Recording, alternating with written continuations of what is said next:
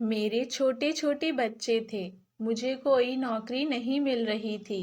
इसीलिए मैं मजबूर होकर मर्द का भेष बदलकर ड्राइवर की नौकरी करने लगी। मेरे मालिक बहुत अच्छे थे। रोज मुझसे रास्ते भर बात करते जाते।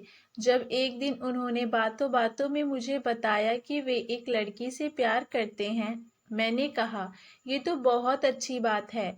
आप इतने जवान और खूबसूरत और अमीर हैं। आपसे तो कोई भी लड़की शादी करने को तैयार हो जाएगी। लेकिन मेरे कदमों तले से जमीन निकल गई जब उन्होंने मेरी ही तस्वीर, मेरा नाम शालिनी है, मैं अपने माँ बाप की एक लौती बेटी थी। मुझे पढ़ाने लिखाने का कोई खास शौक नहीं था। इसीलिए 12वीं के बाद पढ़ाई को छोड़ दिया। मेरा ताल्लुक एक खाते पीते खानदान से था। मेरे पिताजी 2 भाई और उनकी एक बहन थी। शुरू से ही मेरे खानदान में जायदाद के खातिर झगड़े चल रहे थे। पापा सारा सारा दिन अदालतों के धक्के खाते थे, क्योंकि मेरे चाचा और बड़े पापा दोनों हमारे हिस्से की प्रॉपर्टी हड़पना चाहते थे।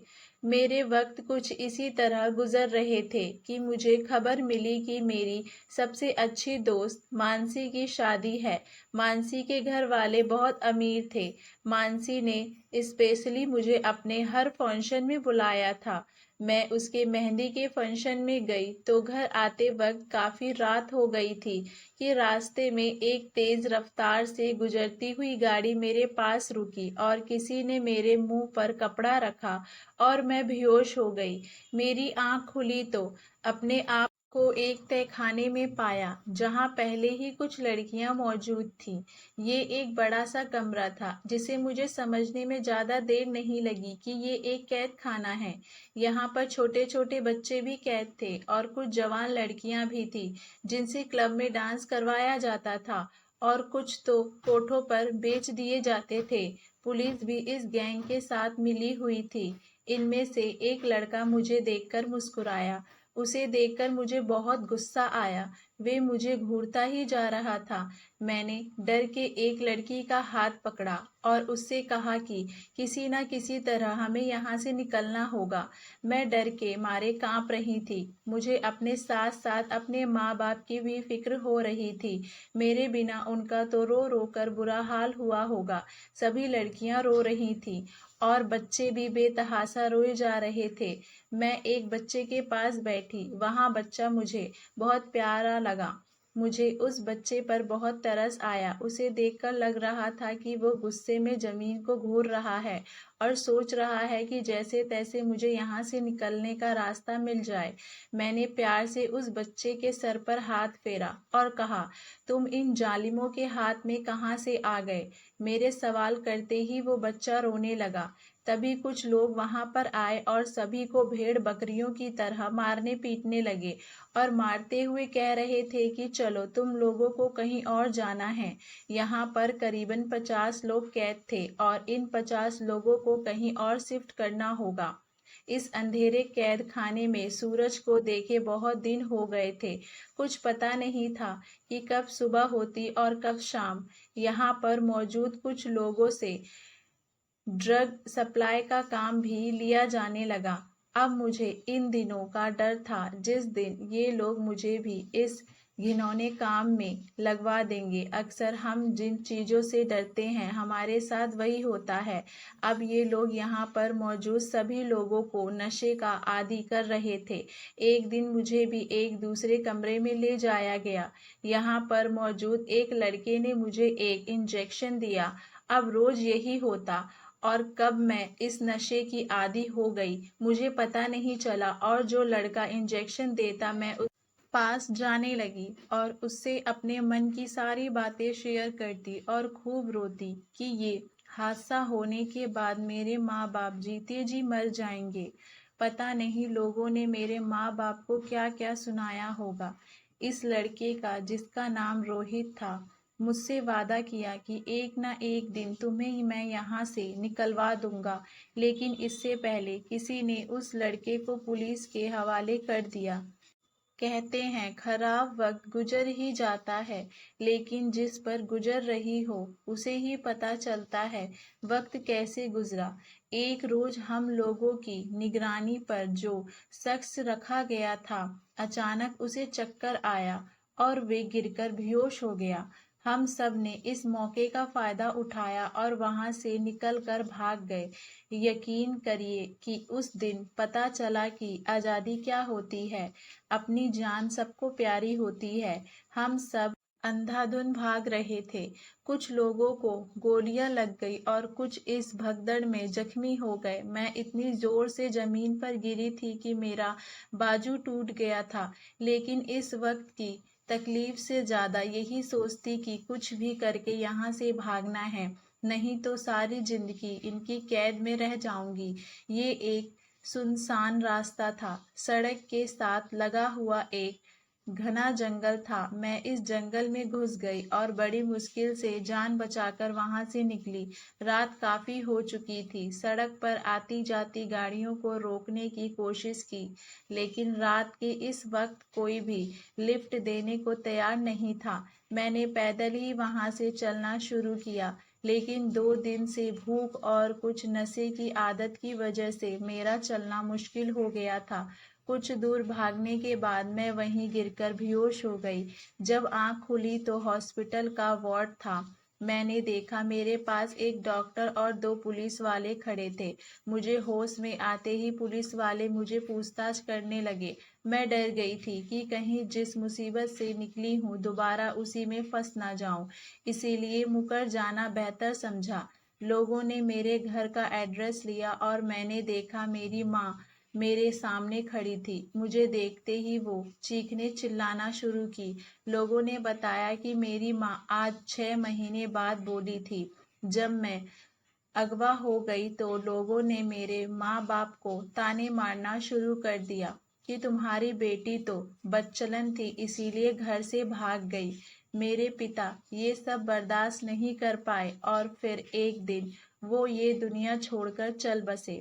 मेरी माँ बेटी और पति के गम में दिमागी तौर से बीमार हो गई थी और आज जब वे मुझे देखी तो चीख चीख कर रोने लगी। 2 दिन अस्पताल में रहने के बाद जब मैं घर आई तो पता चला ये समाज लड़कियों का घर से भागना तो याद रखता है या किसी ने अगवा कर लिया ये नहीं देखता। हर शख्स अपनी एकना लगाकर बैठा था और सब अपनी नज़र अपनी सोच के मुताबिक दूसरों पर बातें करना शुरू कर देते हैं। मेरे घर आते ही आस पड़ोस के लोग मेरे घर पर इकट्ठा हो गए और मुझसे सवालों की बारिश होने लगी कि वो लड़का कौन है जिसके साथ तुम भागी थी। तुमने एक बार भी अपने माँ बाप के बारे में नहीं सोचा। तुम्हारी वजह से तुम्हारा बाप ये दुनिया छोड़कर चल बसा। मैंने अपनी सफाई देनी चाही पर किसी ने मेरी एक ना सुनी, इसीलिए मैं चुप हो गई। लोगों ने मेरी माँ से कहा कि अगर तुम अपनी इस बदचलन बेटी को घर पर रखी तो तुम्हें समाज से बाहर निकाल दिया जाएगा। मेरी माँ ने इन सब लोगों की बातें सुनी तो उन्होंने भी किसी से कुछ कहना उचित नहीं समझा, क्योंकि उन्हें पता था कि हमारी कोई सुनने वाला नहीं। इसीलिए उन्होंने उसी वक्त मेरा हाथ पकड़ा और गांव छोड़कर शहर चली आई। शहर में मेरी माँ की एक पुरानी सहेली रहती थी। रात के 10 बजे हम उनके घर पहुंचे। अचानक हमें अपने घर देखकर मेरी माँ की सहेली सविता आंटी घबरा गईं। उन्होंने हमें घर के अंदर आने को कहा और एक कमरे में बिठाया। अभी हम सब बात ही कर रहे थे, तभी मैंने देखा सविता आंटी का एक बेटा था जो पागल था। वो हमारे पास आया और मुझसे कहने लगा कि तुम मेरे साथ चलो और खेलो। सविता आंटी के बेटे अतुल की उम्र लगभग 23 साल थी, लेकिन वे बच्चों की तरह बिहेव करता। उसकी जिद की वजह से माँ ने मुझसे कहा कि जाओ उसकी बात मान लो, नहीं तो ये हमें परेशान कर देगा। मेरी माँ की सहेली सविता आंटी ने बताया कि उनका बेटा एक बहुत ही काबिल पढ़ा लिखा इंसान था, अपने कॉलेज का बेस्ट प्लेयर था। एक बार मैच खेलते समय किसी खिलाड़ी ने उसके सर पर भारी चीज मार दी और वो बेहोश होकर गिर गया और पूरे 1 महीने अस्पताल में रहा। उसकी हालत में सुधार तो हुआ, लेकिन उसके दिमाग का एक हिस्सा खराब हो गया, जिसकी वजह से ये बच्चों की तरह बिहेव करता है। हम माँ बेटे सविता आंटी के घर रहने लगे। अतुल सारा दिन अपने कमरे में पड़ा रहता या अपनी माँ से जिद करके अपनी बात मनवाता। अतुल मुझसे घुल मिल रह गया था। मेरे आने से उसे एक अच्छा दोस्त मिल गया था। वे मुझसे ढेर सारी बातें करता। धीरे धीरे करके हमारा अच्छा वक्त गुजरने लगा। सविता आंटी का हम पर बहुत एहसान था, क्योंकि इस मुश्किल वक्त में उन्होंने हमें अपने घर पर पनाह दी। हमारे लिए यही बहुत काफ़ी था। मेरी माँ अपनी सहेली के साथ लोगों के कपड़े सिलती और मैं सारा दिन घर के काम करती। अतुल के पिता अब इस दुनिया में नहीं थे। उनके घर में सविता आंटी और अतुल ही रहते थे। कुछ दिन बाद मेरी माँ की सहेली ने मेरी माँ से एक अजीब सी फरमाइश कर दी कि वो अतुल की शादी मुझसे करवाना चाहती हैं। माँ ने सविता आंटी से कहा कि अपने घर में पनाह देने की इतनी बड़ी कीमत मत मांगो। लेकिन मेरी माँ की सहेली सविता आंटी ने एक शर्त रख दी, या तो मैं उनके बेटे से शादी करूं या हम अपना बंदोबस्त कहीं और कर ले। सविता आंटी की ये शर्त सुनकर अब तो हमें अपने रूह पर भी भरोसा उठ गया था। मेरी माँ ने मुझसे कहा कि चाहे कुछ भी हो जाएगा, मैं तुम्हारी शादी अतुल से नहीं होने दूंगी, क्योंकि वे पागल है। हम यहाँ से कहीं दूर चले जाएंगे। लेकिन पता नहीं क्यों अतुल के साथ रहते रहते मुझे उससे लगाव हो गया था। वे चाहे जैसा भी था, मुझे वे अच्छा लगने लगा था। मैंने माँ को समझाते हुए कहा, माँ अब हम यहाँ से निकले तो हम मारे मारे फिरेंगे, हमारा कोई ठिकाना नहीं होगा। इसीलिए यही बेहतर होगा कि हम सविता आंटी की बात मान लें। मेरे फैसले पर माँ रोती रही कि मेरी एक ही बेटी थी और कैसा नसीब लेकर आई। हम दोनों माँ बेटी एक दूसरे से लिपट कर देर रात तक रोते रहे। और कुछ दिन बाद मेरी शादी अतुल से करवा दी गई। मेरी शादी पर मेरी माँ बहुत रोई थी, पर मैं क्या करती, हमारी मजबूरी ने मुझे ये सब करने को मजबूर किया। मेरे दिन कुछ इसी तरह गुजरने लगे। अतुल मुझे अपना दोस्त मानता था, पर पत्नी का क्या मतलब होता है उसे बिल्कुल भी नहीं पता था। एक दिन एक भिखारन मेरे दरवाजे पर आई और कहने लगी, मुझे पेट भर खाना खिला, तेरी हर मनोकामना पूरी होगी।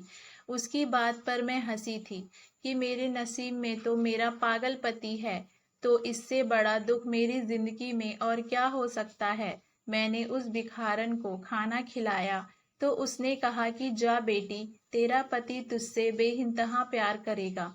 उसकी बातें सुनकर मैं हैरान थी कि भला मेरा पागल पति मुझसे क्या प्यार कर सकता है। लेकिन कहते हैं कि दुआओं तकदीर बदल देती है। मेरी जिंदगी में भी कुछ ऐसा ही होने लगा। कुछ दिन बाद मैंने महसूस किया कि अतुल के हालत में दिन प्रतिदिन सुधार होने लगा है। अतुल की सुधार हालत देखकर हमने उसका इलाज दोबारा से शुरू करवाया। इस बार डॉक्टर को भी पूरी उम्मीद थी कि अतुल जल्द ठीक हो जाएगा। मेरा पूरा पूरा दिन अतुल की देखभाल में निकल जाता, लेकिन मेरी मेहनत रंग लाई और अतुल की हालत में सुधार होने लगा। अब वे पहले से बेहतर हो गया। लेकिन अतुल के ठीक होते ही पता नहीं मेरी सास को क्या हो गया कि वे मुझसे नफरत करने लगी, मेरे प्रति अतुल को भड़काने लगी। इन बुरे हालतों में भी किस्मत ने मेरा साथ नहीं दिया और मेरी माँ की तबीयत बहुत ज़्यादा खराब हो गई। मेरी माँ के इलाज में मेरे ससुराल वालों ने साथ नहीं दिया और अचानक मेरी माँ ये दुनिया छोड़कर चल बसी। अब मैं बिल्कुल अकेली हो गई थी। ससुराल में रहने का ठिकाना तो था नहीं, लेकिन मेरा अपना कोई नहीं था। मेरी माँ के गुजरते ही मेरी सास का अत्याचार मेरे ऊपर और बढ़ गया। वो मेरे पति अतुल से कहकर मुझे बहुत सारी बातें सुनवाती। अतुल पहले से ही बहुत बेहतर हो गया था, लेकिन वो अपनी माँ के हाथों का खिलौना बन गया था। उसकी माँ जैसा कहती वो उन्हीं के इशारों पर चलता। हम पति पत्नी अजीब रिश्तों में जुड़े थे। साथ होते हुए भी हम एक दूसरे के साथ नहीं थे। हमारा रिश्ता बस यूं ही चल रहा था कि एक दिन मेरी किस्मत ने एक नया मोड़ लिया। अचानक मुझे पता चला कि मैं माँ बनने वाली। लेकिन अपने माँ बनने की खबर सुनकर मुझे थोड़ी भी खुशी नहीं हुई, क्योंकि मेरे और अतुल के रिश्ते में जो दरार थी वे हमारे आने वाले बच्चों के लिए ठीक नहीं थी। मेरे मन में ये डर था कि पता नहीं अतुल अच्छा बाप बन पाएगा कि नहीं। जो इंसान अच्छा पति नहीं बन पाया वे अच्छा बाप कैसे बन सकता है। इसी डर की वजह से मैं अपने बच्चे को इस दुनिया में लाने से डर रही थी। मैंने अपने मोहल्ले के एक औरत से बात की जो सरकारी अस्पताल में नर्स थी। वे मेरी मदद करने को तैयार हो गई, लेकिन अस्पताल जाने के बाद पता चला कि मेरा अबॉर्शन नहीं हो सकता। अगर हमने इस बच्चे को गिराने की कोशिश की तो मेरी जान को खतरा हो सकता है। मैं अपना मायूस चेहरा लेकर घर लौट आई। वो 9 महीने मेरे लिए 9 साल के बराबर थे। किसी तरह ये 9 महीने गुजरे और मैंने 2 जुड़वा बच्चों को जन्म दिया। एक बेटा और दूसरी बेटी थी। बच्चों को देखकर मेरे मन में अजीब सी खुशी थी। अपने बच्चों को देखकर मेरी ममता तड़प उठी और मैंने उन्हें अपने सीने से लगा लिया।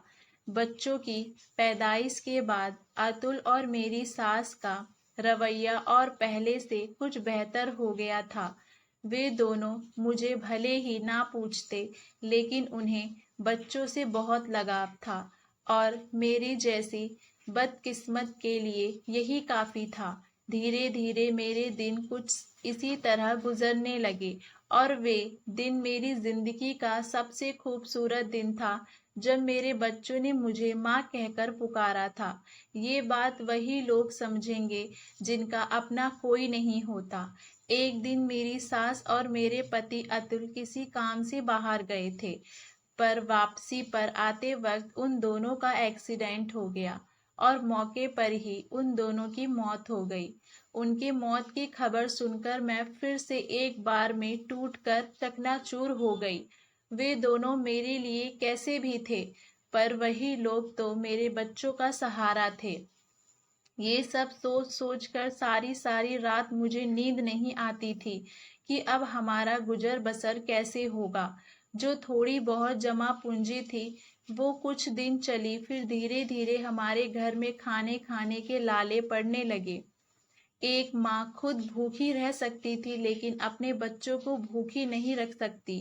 मैं अगल बगल के मोहल्ले में काम कर अपने बच्चों का पेट पालने लगी, लेकिन एक अकेली औरत का कोई सहारा नहीं होता, और नहीं तो लोग उसे बेइज्जत करने पर तुले रहते हैं। लोगों के घर काम करने जाती तो वहां पर उनके घर के मर्द मुझे गंदी निगाहों से घूरते।